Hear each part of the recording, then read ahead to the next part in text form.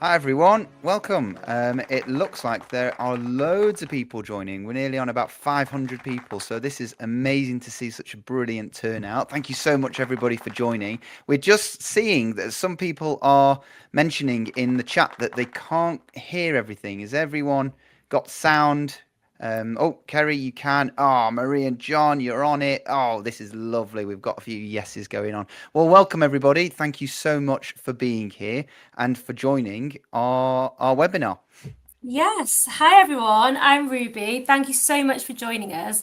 Tonight, we're going to be talking about big feelings and big reactions, and we really hope that it's going to be a really helpful and informative session for you all. So, we're going to cover a whole range of topics, and we're going to get started right away so we can maximize our time with you.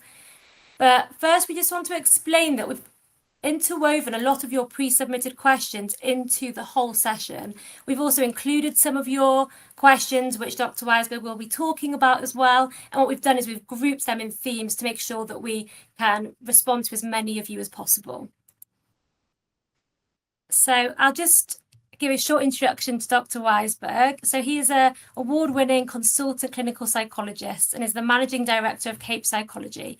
So we're so lucky to have his time this evening. And without further ado, Dr. Weisberg. Thank you so much, and what a lovely introduction. Yep, I'm Dr. Daniel Weisberg, a consultant clinical psychologist, and myself and Ruby will be spending the next hour with you thinking about emotions and how we as parents can work through it. Let me just tell you a little bit about the company that I work in now. So I run CAYP Psychology. It's CAYP who've put on this webinar this evening. CAYP Psychology is an independent psychological healthcare service. So we specifically for children, adolescents and young people. That's what the CAYP stands for. We are a majority clinical psychologists offering psychological therapies for children and young people. So that's anxieties, mood challenges, emotional difficulties, parenting support, but we also offer specialist assessments as well. So that's assessments for autism, ADHD, cognitive and learning assessments, dyslexia, dyscalculia assessments. We support families through the EHCP process, through the educational tribunal process, and we also have an ADHD medication service as well run by our clinical pharmacist. So we are a psychological healthcare service. And tonight, our focus is on children's emotions and emotional well-being. So let's start with language. I think a lot of people have heard the phrase challenging behavior. It's funny, within psychology, challenging behavior or language is really important for us all. And we don't actually say challenging behavior that often because it seems to be quite pathologizing. Funnily enough, we actually say behavior that challenges simply because who is the behavior challenging here? What is the purpose of that behavior? Because challenging behavior makes the assumption that it's a problem with the child, it's a personality flaw, it's a parenting problem. Whereas actually, behavior that challenges is challenging the system, and the system is asking, what is the communication that is happening here?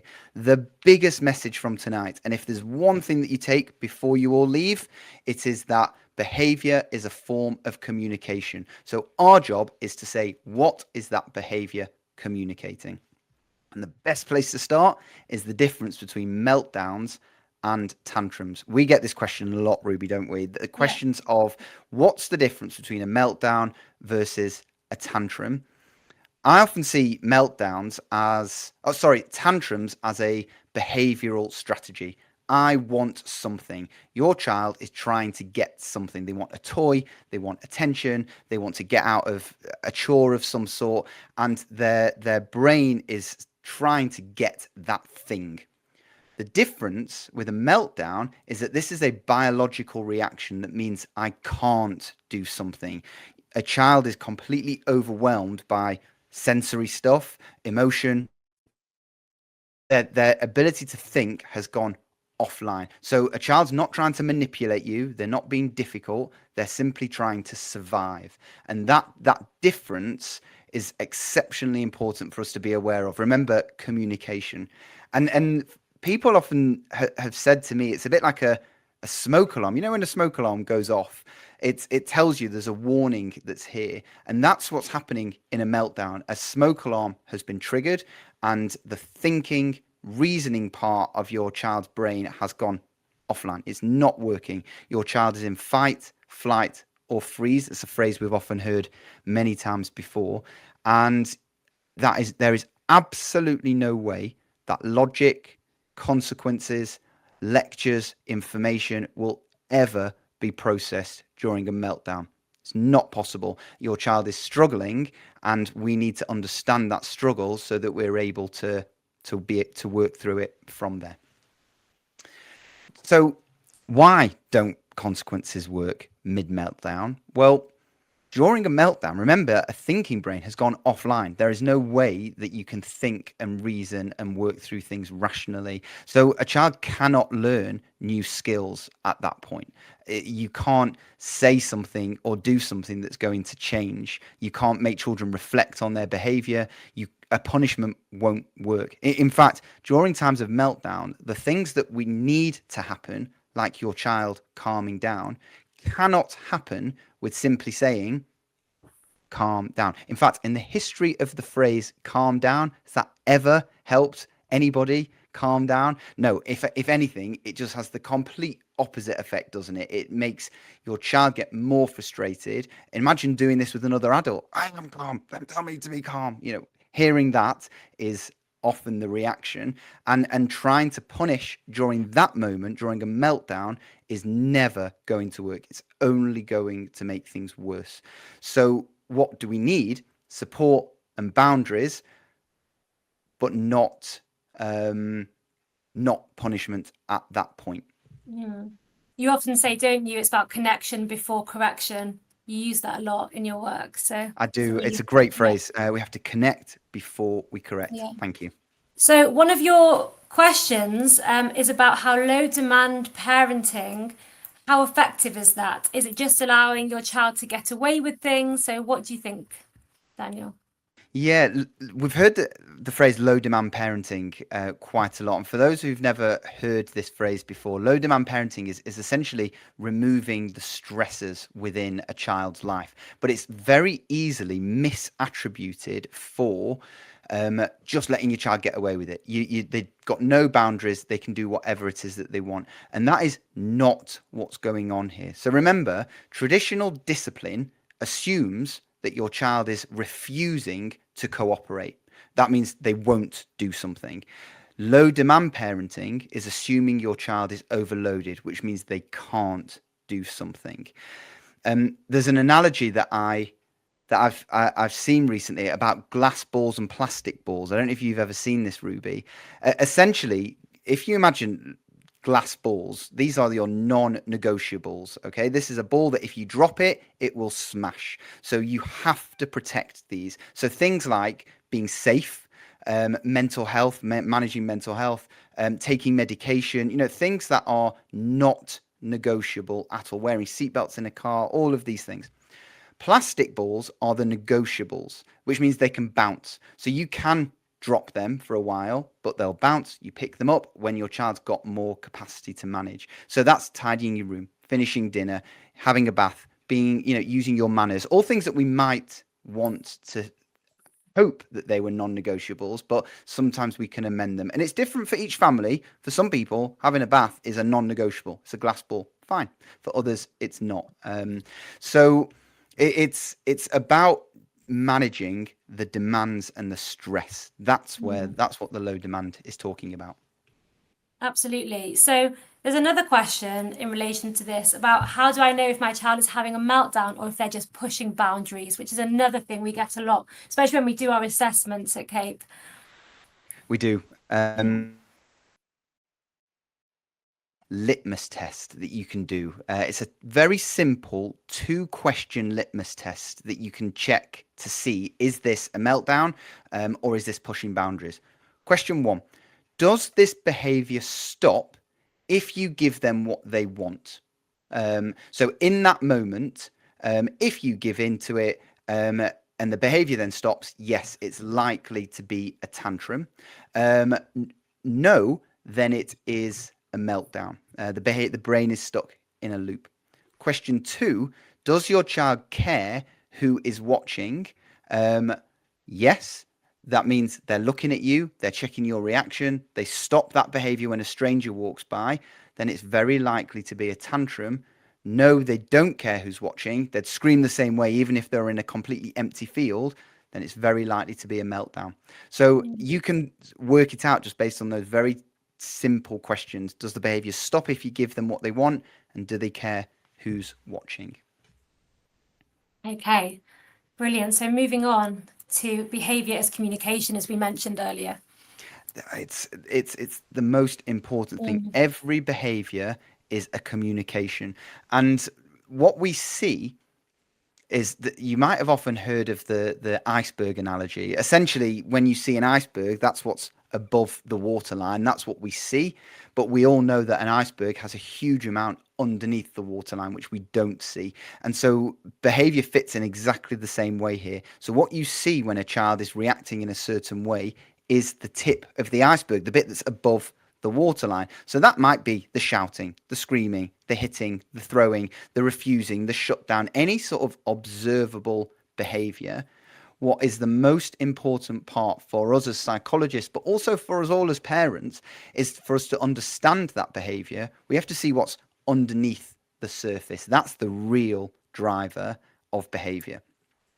So those sorts of things could be what you see in this image here. So underneath the waterline, it might be emotions, anxiety, and worry. It might be a feeling of discomfort or unhappiness. It might be that something at school is too overwhelming and too difficult. It might be a family history of something. It might be a relationship. It could be absolutely anything.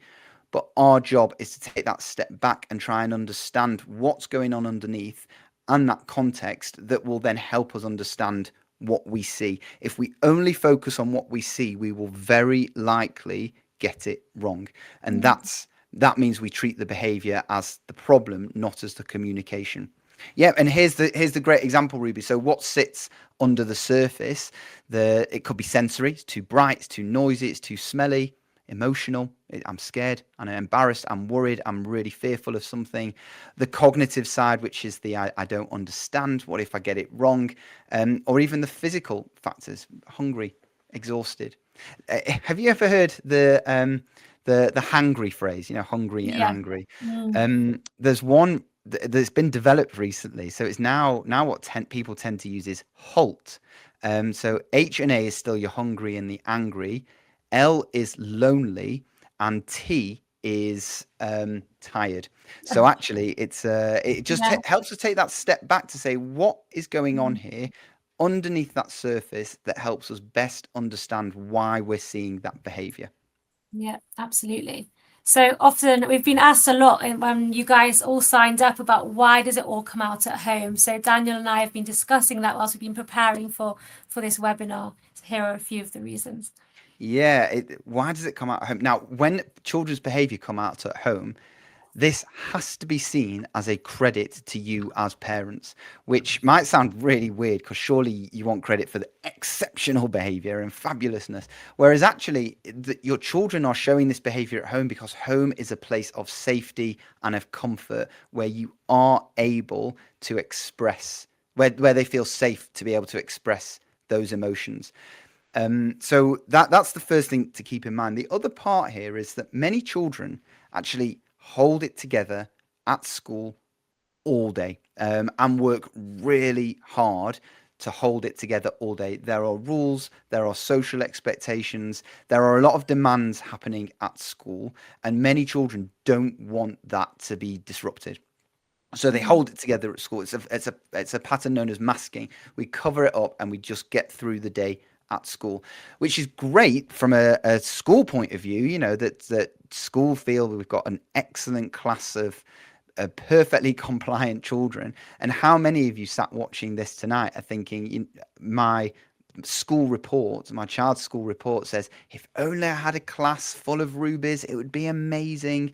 They're an exceptional child. I love having them in my classroom. And you're sat there thinking, you are not talking about the same child as what we see at home. But this is because home is where they feel safest. It's where pressure drops. It's where nervous system releases. It's it's home is a Mm. safe place. So another question with this one: why do such massive reactions come from from such small things? I think so many parents get baffled. I Mm. get baffled by Yeah. this because it's why I would say, you know, a broken cracker caused such um, upset. The wrong color cup, for example. These are things. I mean, I've seen this in my house. Oh my goodness me! It happens to be on the plate that's got Thomas the Tank Engine, not Percy, and you're like, oh my god, it's a plate. Goodness me. Anyway, the shift that we need to be looking at here is that the issue is not that specific thing. That's the trigger, the cup, the cracker, the Mm. crisp packet, whatever. That's the trigger. We need to be considering the cause, the build up towards it. So the small thing is never actually the problem. It's just the moment the issue has come to the surface. Imagine like a bottle of Coke, for example. A child is building that up throughout the day. So they put the school uniform on. The tag's a bit itchy. It's like shaking the bottle. Then they're in a maths lesson that's really difficult, shaking the bottle. And then it's really smelly in the toilets, shake the bottle. Then lunch was disgusting, shake the bottle. And then be good for the teacher, shake the bottle. So you've got a really shaken up bottle of Coke, which is ready to explode. You welcome them and you say, hi, my beautiful precious thing, here are the crisps that you've always loved. And suddenly they say, I hate these crisps, and it all comes out. And you Yeah. didn't cause that explosion at all, you just opened the lid. And Mm. that's why I think you can get big reactions from really Yeah. small things. Yeah, absolutely. So another one that we've spoken about at length as well is, why does my child say they don't know why they are Mm. upset? And we see this a lot in the clinic as well in CAPE psychology. We do. It's so tricky because I can talk about this from a professional point of view, but also from a parent's point of view. I would love to see my kids at the end of the day and say, that was school. And they sit there and go, oh, it was amazing, Dad. We did this and it was fabulous. And I loved this. And the most I get is a grunt and maybe why is my Lego broken? Or something like that. And I'm thinking, oh, I'd love that. But thinking about it from a professional psychology hat perspective, I think your children literally do not know why they're upset. I think this is because of like a disconnected brain. There's a psychologist called Dan Siegel. He came up with a thing called the hand model of the brain. So essentially, he said the upstairs brain, which is like your fingers here, these four fingers, that's your logic, your language, your reasoning, your ability to answer why, your higher thinking. The downstairs brain, which is your thumb and your palm, that's like the big feelings. That's the fight or flight. That's the survival instincts. And what happens when a child gets upset is the upstairs brain, this top bit, gets disconnected. It doesn't connect to these bottom parts. And our job as parents is to try to connect that up again. We have to try and make that bridge between feeling and emotion and naming it, because in that moment children can't. And so it's actually an inability to be able to make that connection. Mm. And we're going to come on to that soon as well. Language. I know in the chat some people have mentioned about language and having that emotional literacy. So we're going to get to Mm. that soon. So the next section is going to be about triggers and transitions. Transitions are exceptionally tricky, aren't they, Ruby? They Mm. are they are really difficult for everybody. They're psychologically demanding. So a transition is any change from anything, and it could be going from one room to another. It could be from turning off an iPad to going to have a bath. It could be from going outside to inside. It could be absolutely any change. But often it is because that something has stopped and something that has been familiar has now been stopped. It's moving into a period of uncertainty or something that's different. And it's giving up a sense of control. And those three things are psychologically important for children. Children need to feel familiarity. It helps them feel safe. Certainty is one of the most psychologically strong concepts. When you feel certain about something, you feel safe. And when you're in control, you feel safe. And a transition is the opposite of all of those things. Mm. So a transition can feel genuinely threatening.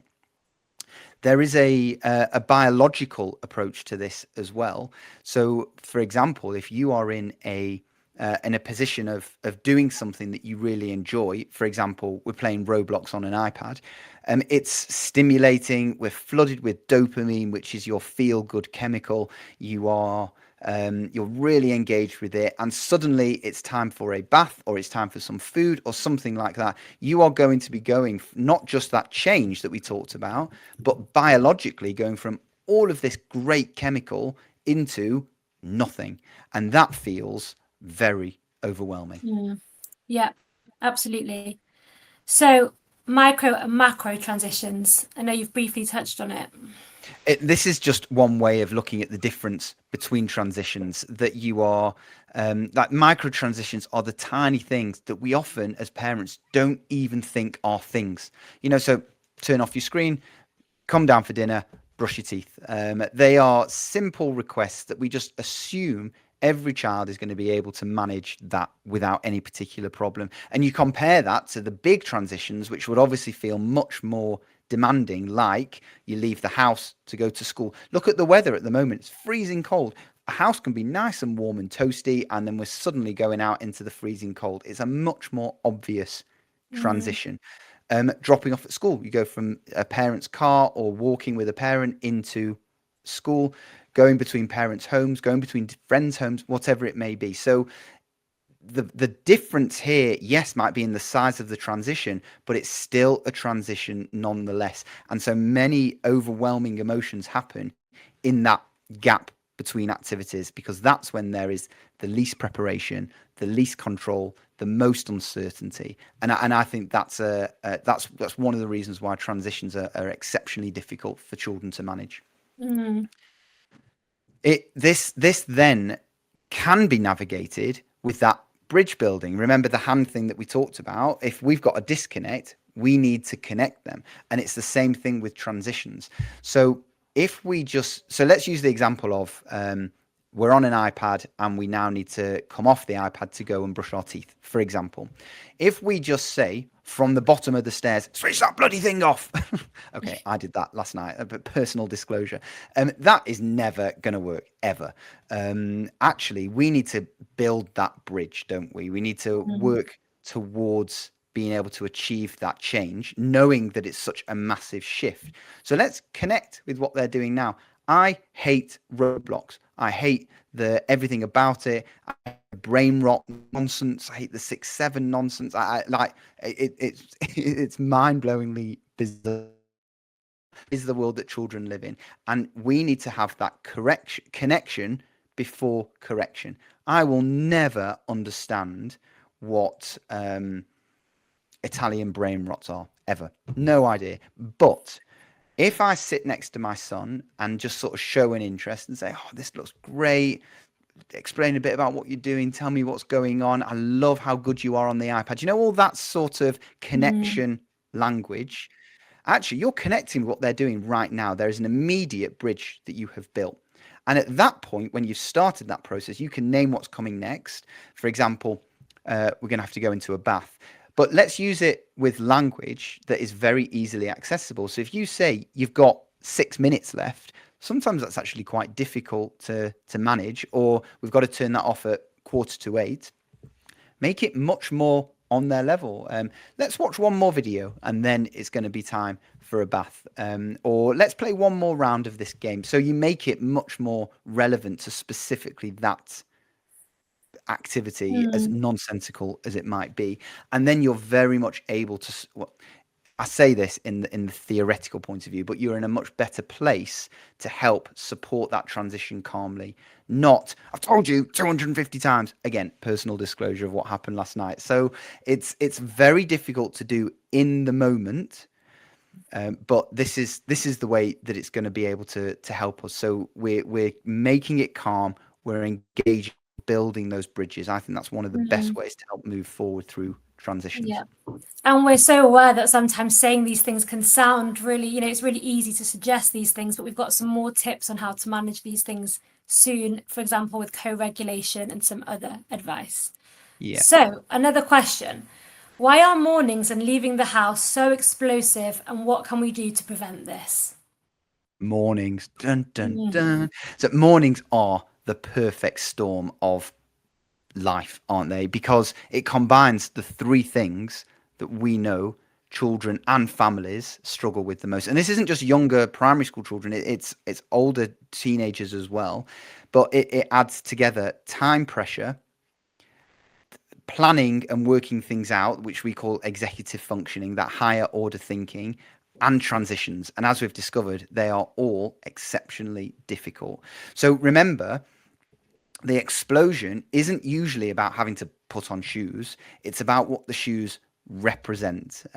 It's not about picking up your bag to get ready for the car. It's about what the car journey is representing. So you're essentially going to be moving from your safe place, home, pajamas, warm, parents, comfort, into a demanding place like school, noise, separation. So there's a huge shift that's here. So thinking about, and then if we add in the executive overload, so that's this idea of this higher order thinking, to an adult, get ready is a simple request. But to a child, get ready is 30 mini things, isn't it? It's yeah. find your socks, put on your socks, find the bag, brush your teeth, get your all of those sorts of things. And so their ability to think things through almost crashes. It's almost a bit too much. And then add in the time pressure. But when you say, hurry up, you got 5 minutes, which we all do, that's abstract nonsense to a child, isn't it? Mm, It's noise. They don't feel the urgency that you're yelling. The fact that your road gets really blocked up with traffic if you leave 5 minutes later is an utter irrelevance to your children. But that adds in the pressure for it. So the time almost doesn't mean anything for them. So mm, I wonder if we can add in a few ways of shifting this, which is essentially if we can try and stop the nagging in the morning, which again, I recognize the pressures for it. I'm absolutely guilty of this myself. But the idea here is instead of shouting, brush your teeth, you could point to a picture on a chart that says what's next on the plan. So you can see the order of things. A visual checklist can be really powerful. You're not going to show a visual checklist to a 14-year-old. They're going to look at you as if you've, I don't know. Let's not use the expletives that I was about to say. So we might need to have age appropriate shifts, but we want to change the conflict here. We don't want to be you versus your child. We need to be you and your child. If you can work together versus the chart versus the request, can you work together on things? Then it might be a better way of helping us to move forward here. You could add in music, things that are calming. There's someone told me about a 20-minute playlist that they had set up. So essentially, the first couple of songs are upbeat. This is like you getting dressed music. It's getting ready. The next song is like your 2-minute warning song, so you know that it's time to start putting things together and time to get ready to go. And then the last song is this is the last one, then we've got to get out the door song. So but upbeat music and ready to go. It's just a way of structuring it that might not be a visual timetable, but an auditory mm. one. Connection before correction. Why is that explosion there? Can we connect with our children to help work through it? And I'm also seeing in the chat quite a few people saying they're still struggling, they're trying all these things, and it reminds me of Yeah. what you said earlier with the eyes, with the seeing underneath the ice and seeing what's really going on. And if you could just touch on your what you also offer in those situations where there's children who really can't go into school and have emotional school-based avoidance or anxiety, and on that when things are getting quite extreme, what can parents do? Yeah. Oh, Ruby, it's such a good question, and I absolutely recognise it from what parents are saying here on the chat, and also from what we hear when people come to see us. Clinical psychologists are a bit different to say counselors or like the psychologists you sometimes see on TV, where like agony ants or super nanny, where it almost presents a set answer. If you do this, then you will have fabulous children. And actually, that is not reality. Actually, the reality is you're trying all of these things and something isn't working. And when something doesn't work, the question is, why? What's going on? Mm. You're not doing something wrong as a parent. Absolutely not. You're doing everything that all the books have told you, that the Google has recommended, your friends have told you, your own parents have told you, yet it's not working. You very likely have tried multiple, the being the good guy, you've tried being the bad guy, you've tried the low demand stuff, all of it, yet you are still in this situation. So this is where a psychologist can be quite helpful, because what our job is to do is to take that step back and then think about what's going on here. Are we able to put some support in place that can help make these changes? Maybe we need to do something completely different and change it around, but it's only going to be based on your unique circumstances.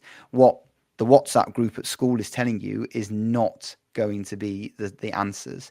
And so every family is different. And that's where taking the step back and thinking about it individually is going to be really Yeah. helpful, I think. Okay, so another question to screen time. So why does it cause such intense reactions, and how can we also manage that? Ruby, we've gone 30 minutes and haven't said the S word yet. I know, Screens. shocking. We haven't said it. We've done a good job, haven't we? But actually, screens are the number one challenge that parents, I think, are facing today, or that society is facing today. But we're thinking about this from a parenting stuff. I wonder how many people watching tonight almost feel held hostage by screens, that there is a meltdown coming when that screen gets turned off. This is not just a habit. It's not just addiction that it's very easy to jump to. It is a physiological event. So the first thing that to keep in mind with screens and reactions like this is that screens, especially the screen stuff that most children use, games, short form videos, I think that's the technical term. So that's your TikTok videos, your YouTube shorts, your Instagram reels, anything. Check me, no, pretending I know what I'm talking about. That was Google. That really quick video floods your brain with dopamine, and you get an immediate, oh, I love that, which is why you then scroll on to the next one and want to see what comes next. That continuous, high intensity, drip feeding dopamine. When you turn that off, it is an immediate cessation of dopamine. It's like a cliff edge drop. So it plunges your brain into a state of withdrawal. Like you are now craving dopamine. And so we as adults can probably tolerate it. Often we can't tolerate it, but we try to. For children, that is just they're screaming, their aggression is not bad behavior. That is the brain saying, I need my chemical supply of dopamine. Similarly, when a screen stops, the brain just doesn't stop at that point. It actually tries harder to get it back. So when a child screams louder or throws the remote or starts getting increasingly more vocal, or the language starts becoming much more explicit, their brain is thinking, if I press it harder, if I scream louder, maybe it'll work again. When you have a TV remote and the button doesn't work, you press harder and harder. Like it's not making any difference at all. But that's what a child's brain's doing. If I scream louder, there's a chance that I might get it back. So it's a chemical shift. So what? Yeah. So I was going to sorry to butt in, but in order to then manage that shift, what would you recommend? So that's why it's very difficult to go from screen to demand. So screen to homework, screen to bed, screen to bath, because it's too much of a shift. We need a high sensory, low demand, bridging activity between, which will be different for everybody. For me and my children, it's Lego. Other children, it's reading. Some people it's jigsaws. Some people it's spend time with the dog. Sometimes it's just getting a glass of water. Sometimes it's get outside and go on the trampoline. It could be absolutely anything, because it forces a child's body to move, metabolize that stress that's all there because of the missing dopamine, Mm. before the brain has to then deal with a boring task. Yeah. So we're bridging that gap is the aim. Yeah. Okay, so moving on to section 4, co-regulation. We mentioned this earlier, didn't we? How we can support managing, those transitions and things like that. Yeah. There is a very well-known theory in psychology called social learning theory. It essentially tells us why children learn best from seeing other children do things. I mean, we do this as adults as well, but it's particularly effective for children. If they want to learn something, seeing it happen to another child first, or seeing how another child manages it, is the best way for them to be able to learn what to do. Far more effective than a parent or a teacher telling them directly. That's for learning information, but exactly the same thing works for emotions as well. So regulating emotions comes best from seeing other people regulate their emotions. So if an adult is not calm, chances are children will also be not calm, because if an adult's up here, the co-regulation means the children will meet you up here. But if your child's up here and you are down here and super calm, that's the theory, not often the reality. But let's just say that's the case. You stay down here, it will massively help your child come back down, because they are seeing how you respond to show them what regulation means. And you're able to reward calmness with your time, with your presence, with your even saying, I love how calm you are. So you screaming at a child saying, calm down, it's ridiculous when you're not this calm, will never help them to calm down. As we discovered, you're just meeting them up here. But you being calm and allowing them to show that they're gradually coming down, and then you go in and say, look how calm you are, I'm so proud of you. You comment on the calmness, you're rewarding it explicitly with your time, with your voice, with your calmness. So your nervous system, even if you're inside, acts as like a regulator for them. Remember what we Yeah. said, Ruby, is this is super easy for us to sit here now Yeah. talking without any children. Well, I've not got any children present here. You might have a home, but that is super easy for us to be able to say. The reality is so much more difficult, which is why Absolutely. we can scream and shout a huge amount, and that's real life, isn't it? Yes, and something I wanted to add, that as you just said, we really appreciate at CAYP Psychology how hard this can be for parents, especially when there's multiple children and lots going on. So also we do offer parental support too, which I just wanted to mention. And we regularly support parents with managing and helping their children with their Yeah. regulation. So the next section, the 3 R's. You love this one, Daniel. We love Yeah. not analogies. Oh, the words just gone out of my head. What's it called when you put letters to summarize things? Someone will pop it in the chat. Yes. Three R's like this. When I think emotions are when an emotions are running, acronym. an Someone, yeah. acronym. Thank you very much. When emotions run really high, 3 R's are really good to try to remember. So the first one is regulate. So this is the helping with the co-regulation.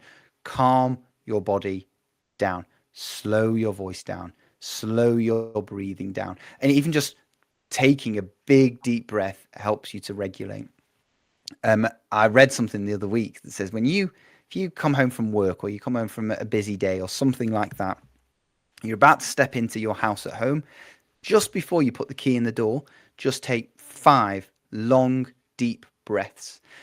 It'll just slow you right down, because at that point, when you see fingerprints all over your wall and shoes all over the place and iPads left out that have the chance of being stamped on, you're in a much better place to be able to deal with it, because you are calm. So regulate, relate. So we want to show our children that we understand, even if we don't. That is a key bit. We're never going to be inside their heads, and often their experiences we will not be able to understand. So if we can show our understanding of their experience by relating to it, I get it. I see how upset you are. I can see how brave you're being. You must be so angry. You're commenting on what you see. You're relating to it. And then when the calmness appears, you can reason with it. You will not be able to reason with anything when emotions are high. Regulate, relate, reason. Cracking acronym. I just wanted to mention as well, if people could just make sure their mics were turned off, a lot of people can hear other people in their rows. Also, you can move rows to an empty row if you can hear someone else. It's because you can hear each other within a row, like in a theatre. So sorry if that's affecting you. Okay, so the next one is coming back to language. Yeah. And this goes back to what we were saying. Language before was all about almost the diagnostic language that we were using. Here, this is the language we use during high emotions. Actually, during a meltdown, that overwhelming state, language will not work. The more you say, the less effective it is. Brains will struggle to process language. We all see this all the time. When you are worked up for whatever reason, through stress at work, through fear or anxiety, or worry about something, someone talking to you about it is actually really difficult for you just to even hear the words and understand. So long explanations for children about why behavior is not appropriate, why they shouldn't do something, will just increase distress. So when we're talking about emotions, actually use the 1 minute rule, which essentially is just keep it really simple, short, repetitive phrases. Your calm presence is much more powerful. You are essentially saying, whatever you're experiencing, I am here. I'm here to support you. I've got you. I love you. And you don't have to use words for that, just your presence for it. So actually, during these heightened emotions, less language can actually be much more helpful. So what to say? So this kind of comes back to what you were saying before, and some people in the chat are saying, what happens when they're having a meltdown during this conversation, which we'll come to, about which we've also mentioned about, waiting for them to calm down. There's people have also mentioned about what if there's a past trauma going on, which I believe we've spoken about, again, looking under the surface of what's going on. But all of these strategies you can still use irrespective of what's happening for your child.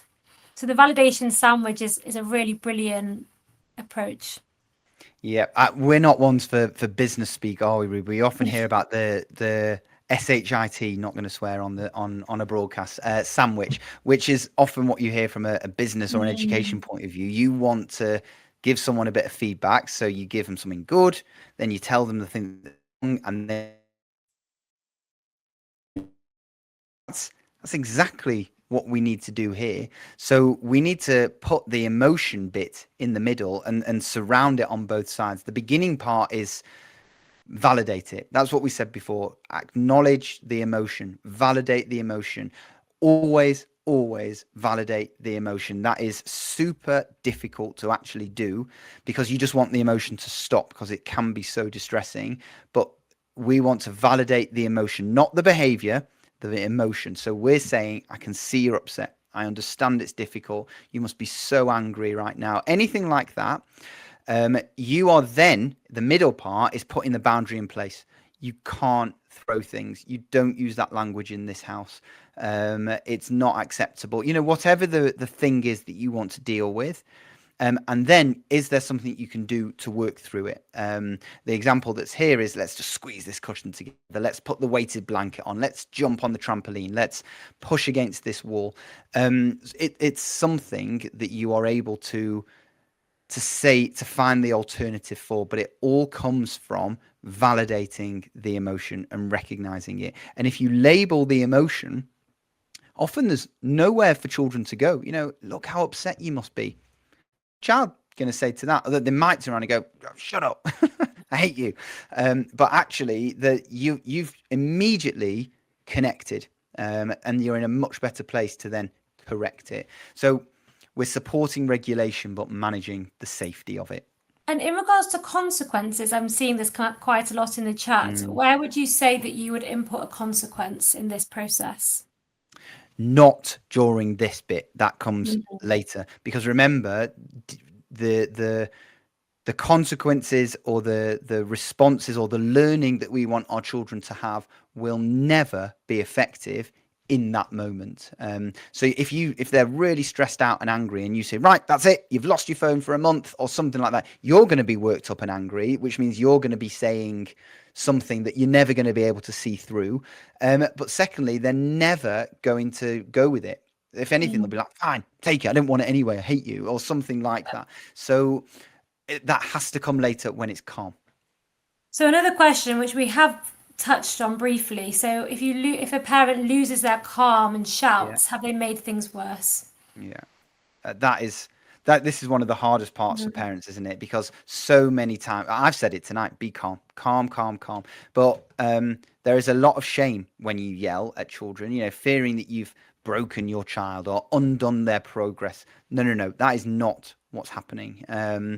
There's a very well known within psychology statistic about parenting. Parenting has to be good enough. That's the line that we often use. Good enough.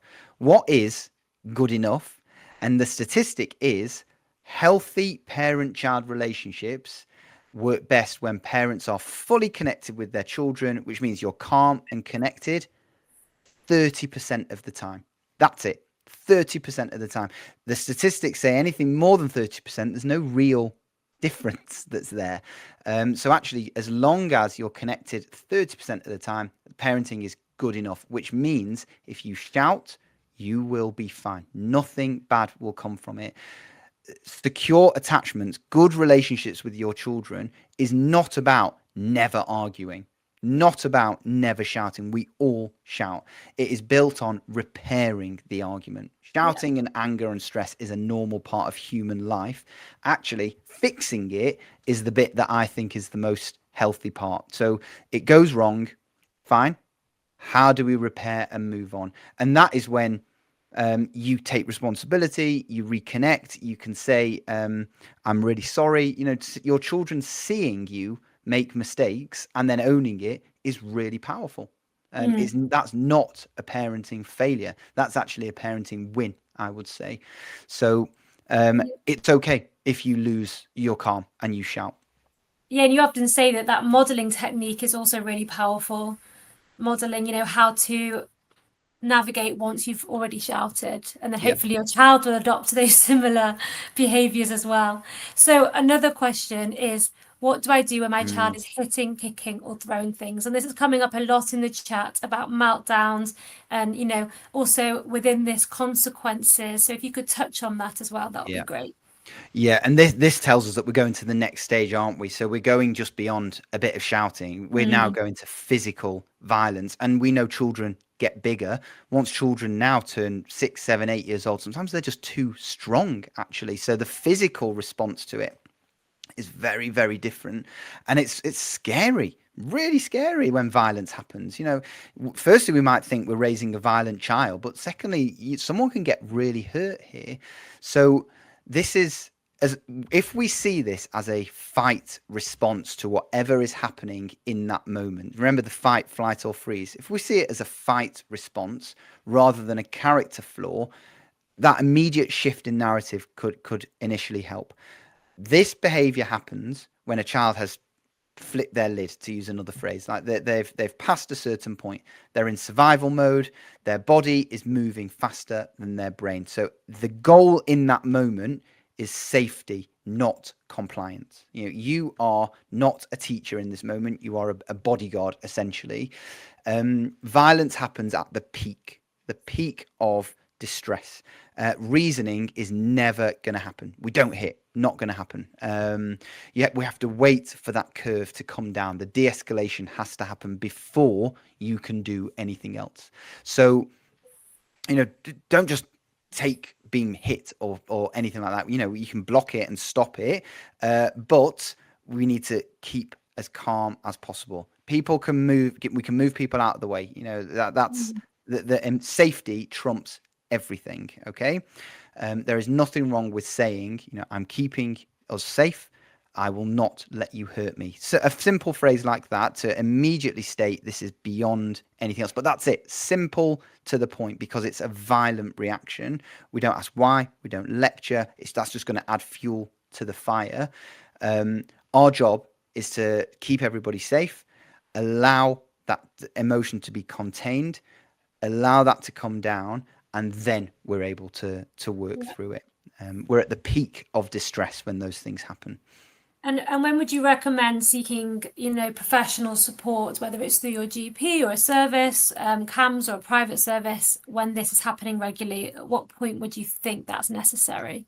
You just said that another R there, the Yes. regularity of it. This is happening over and over again. It's not getting better. If anything, it's getting worse. That's a chance to say maybe we need a professional opinion here. Okay. So moving on, we've got 2 sections left, and then we're going on to when to seek professional support, and then we'll be finishing there. So we've got about 10 minutes left. So anxiety, burnout, and overload. This is, humans are overloaded. I don't know if it's a British thing, don't know if it's a societal thing, but life is really difficult at the moment, and especially the case for children and education. There's a nice way of visualizing it, like a bucket. Essentially, you've got a bucket here with everything that a child has. It's like a spoon of water, or a dollop of water. That's not the right phrase. Where essentially you're adding to their bucket of life, and we know that all things that they're experiencing are within this bucket. Social relationships, school demands, friendship stuff, the traumas that people have mentioned on the chat, the family relationships, bereavements, divorces, life things that are all being thrown into here. Once that bucket is full, there is no more space for it to go. So even the tiniest of tiniest requests can then be that next demand, and it will overflow. Yeah. Would you be able to just relate this to neurodivergence as well, and how this may show up in a neurodivergent child? Yes. Thanks, Ruby, actually, because neurodivergence is essentially telling us that a child's brain is different, which means one thing for one child, which isn't even a thing, could be a massive spoon of water, ladle of water. That's a much better way of doing it, for a child's brain, a neurodivergent child's brain. So something like, putting socks on, for example, might not even be a thing for one individual child, but for another, perhaps a child who's got autism, who's very sensory, socks feel very tight, they feel funny, the fabric isn't nice, it's the wrong color, whatever it may be, isn't just a ladle of water, it's essentially another bucket of water already there. So it's different responses to different circumstances, which will affect different children in different ways. Yes, and we're going to get on to how school and at home can support your child in a moment. We're getting some of those questions too. Okay, so burnout and school avoidance, which is a big topic that came up as well. Yeah.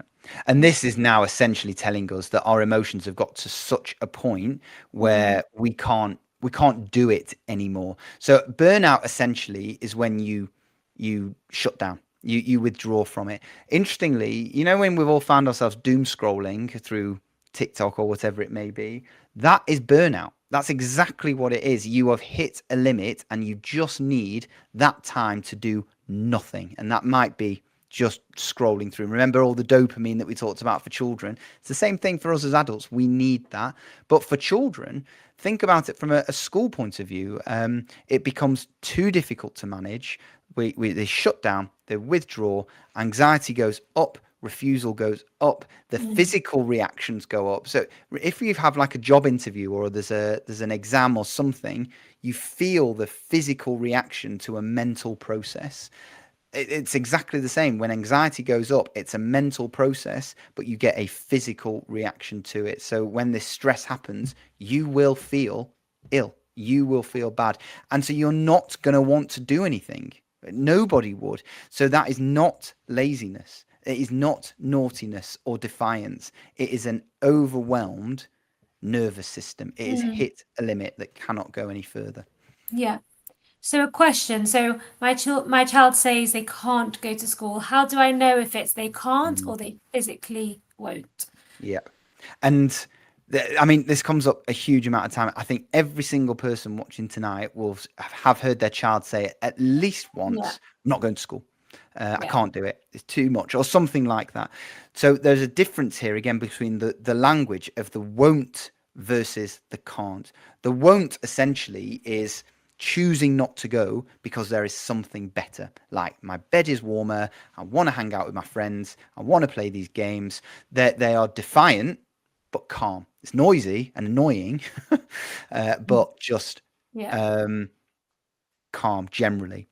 The avoidance bit is the can't do it. That is the overwhelm system. It is often a child who wants to go, interestingly enough, but just can't go.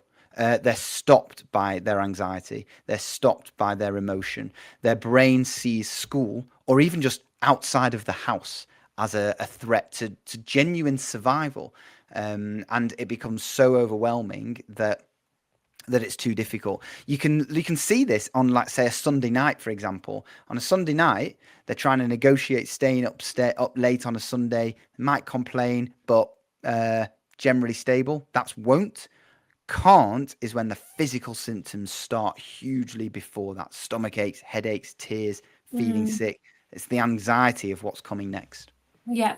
Okay, so we have 5 minutes left and quite Oh, a few slides to get through. So this is a really important slide, the practical strategies. I know we've mentioned lots already, but here are some more.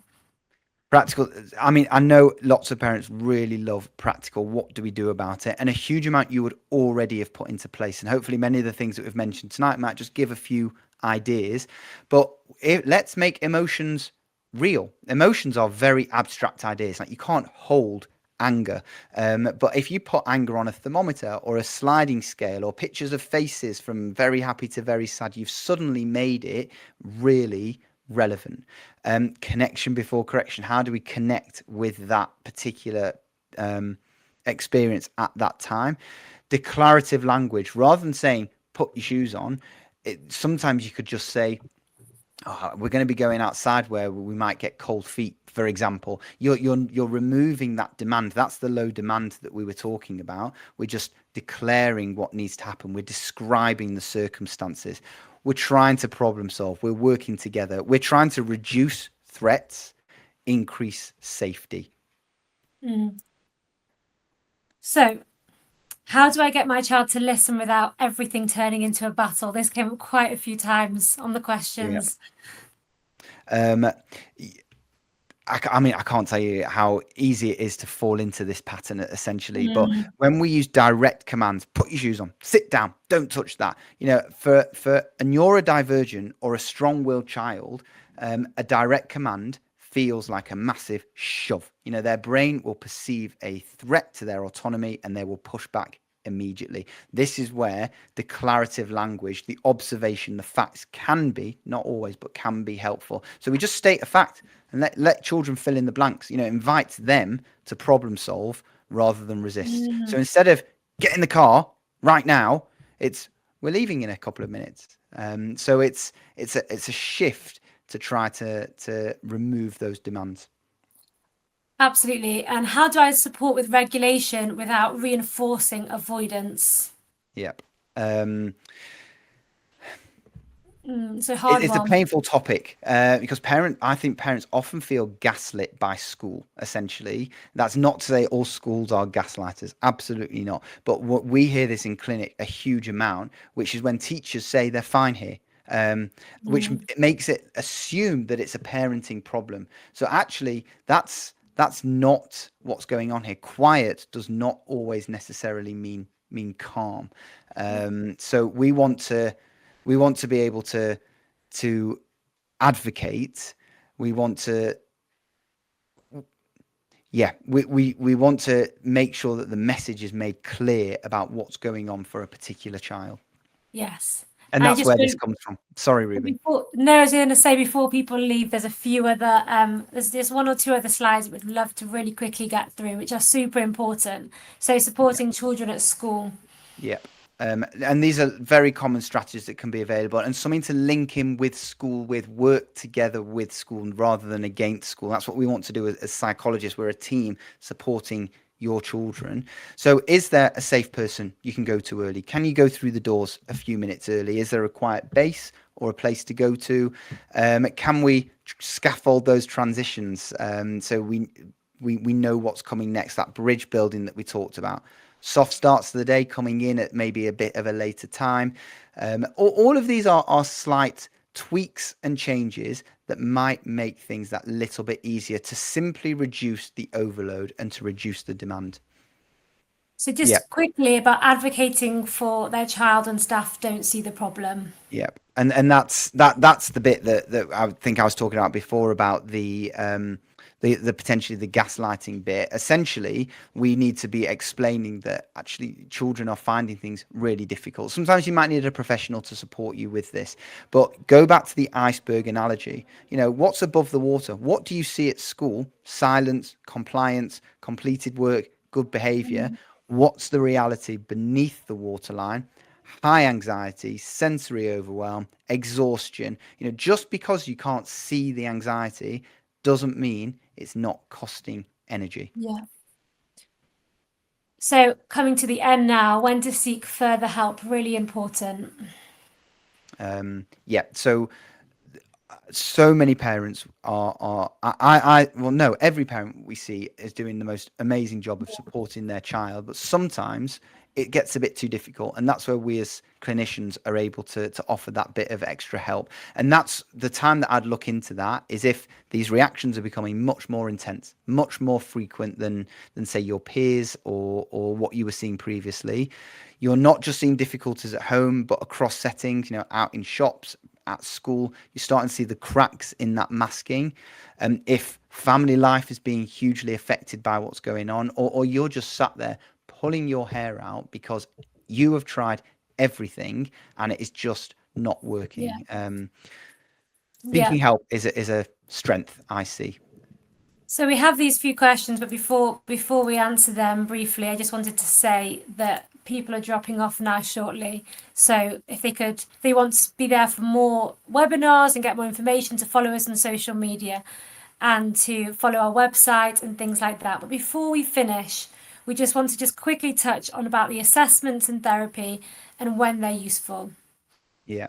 So, you know, is therapy helpful if my child won't talk? You know, sitting on a couch staring at a stranger will only increase anxiety. That's not therapy. That's like interrogation. We are not in this job to interrogate. Yeah. You don't need a therapist who forces a child to speak. You know, you need someone to help regulate. That might be through playing, through a connection of some sort. Our job is to speak the language of a nervous system, which is much deeper than just talking.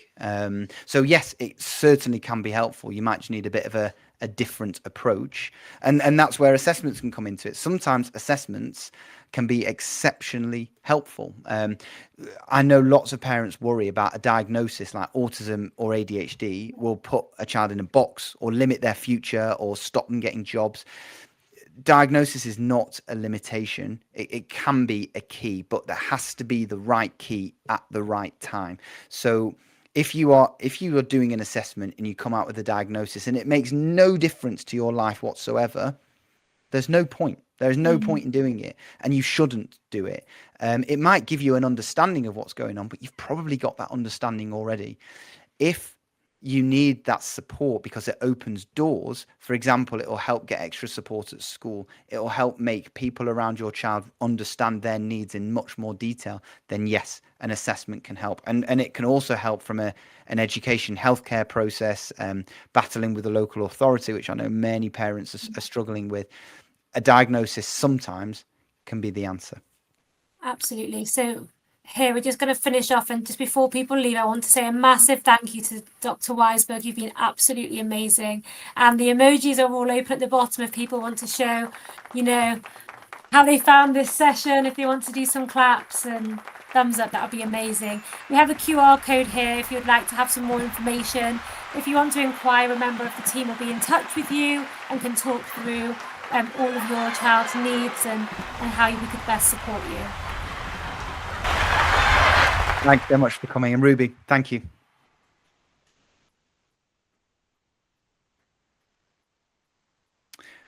Right. Have a good Amazing. night, everyone. And Thank you so hopefully much. we'll see you again. Be in touch.